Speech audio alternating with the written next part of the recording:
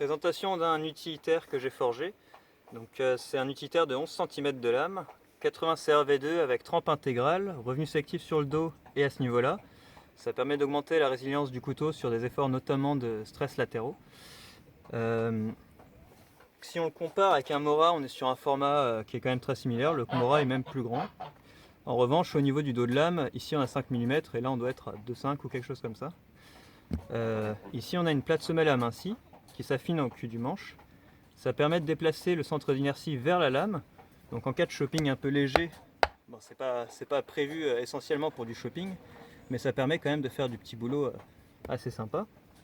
Sur la forme du manche, on a un manche qui s'évase là avec un bec ici qui va retenir le petit doigt. Donc quand on lève du copeau normalement, ça permet de bien appuyer sur un mouvement circulaire. Et on a une prise en main reculée, comme ça, qui retient du coup le majeur et une dragonne qui se met sur le petit doigt, ce qui permet que le couteau ne puisse surtout pas s'échapper. Et l'avantage aussi, c'est que sur du shopping, j'ai pas besoin de crisper ma main et de serrer comme un fou pour que le couteau reste dans mes mains. Ma main est quand même assez détendue. Et comme vous pouvez le voir, le couteau s'échappe pas. De la même façon, je casse l'angle entre le dos du manche et le cul du manche. Le pouce vient englober ici. Et quand on plante le couteau,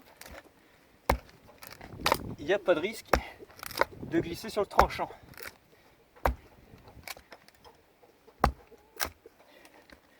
Et alors, l'intérêt de ça, c'est quand on prépare un feu, donc il y a toujours la technique bien connue du bâtonnage.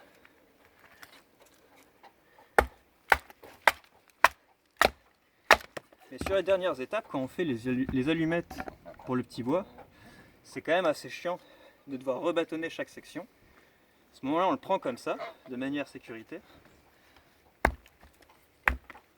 Hop, on plante. Et on tord pour refendre le petit bois.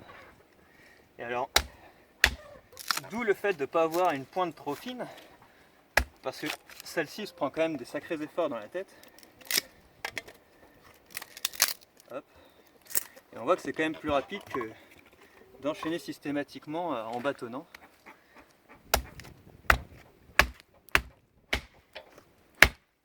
Et c'est tout aussi safe.